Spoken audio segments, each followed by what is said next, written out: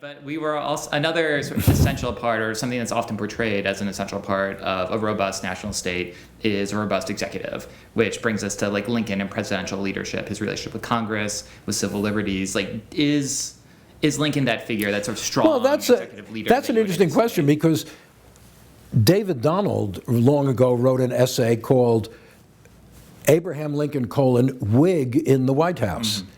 He had been a Whig. The Whigs were formed in opposition to what they considered Jackson's imperial presidency. King Andrew Jackson. King Jackson. They took the name of a party from 18th century England, which was fighting royal domination of the Parliament. His point is, yes, Lincoln kept control over the slavery issue, but on all other issues, he deferred to Congress. Mm-hmm. All those economic issues you just mentioned, Lincoln had very, very little to do with them. The currency thing is marked out between Fessenden, the head of the Senate Finance Committee, and Secretary of the Treasury Chase.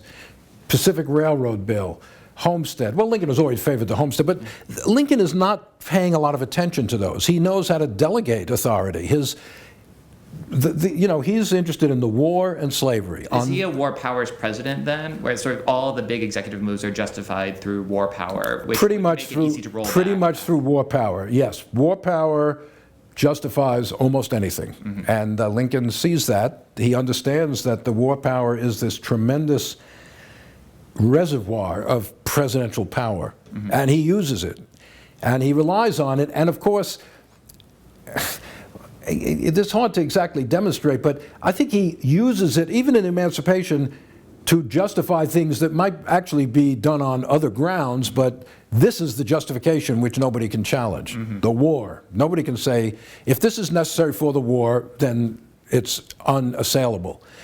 If it's just because he thinks it's a good idea, then that opens it up to a lot more criticism. But so, yeah, Lincoln sees the latent power of the presidency, and go back to James Madison in 1794, where he wrote somewhere that, people think Congress is the greatest danger to liberty here. That's why we have the Bill of Rights, restricting Congress. That's not the real answer.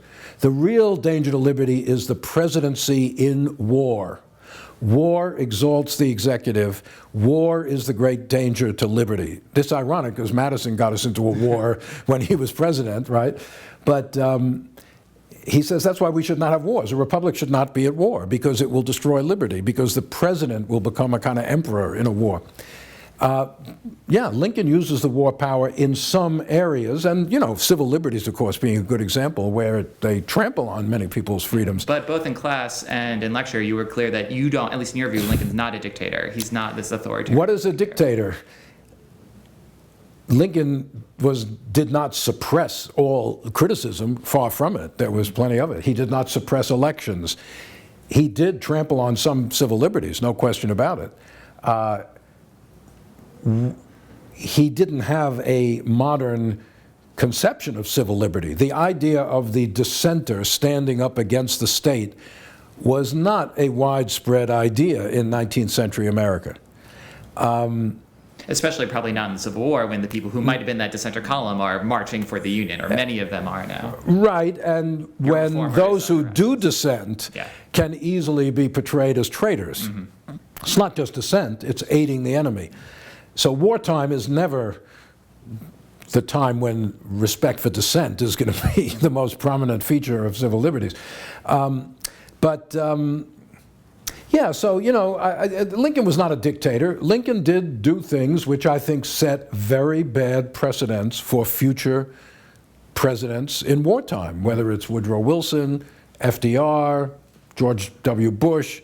War is the place where liberty is in greatest danger, as Madison said. I think that is true. Mm-hmm. And Lincoln is part of that story. There's no question about it. I mean, a very good scholar, law professor, David Farber, wrote a book called Lincoln's Constitution some years ago.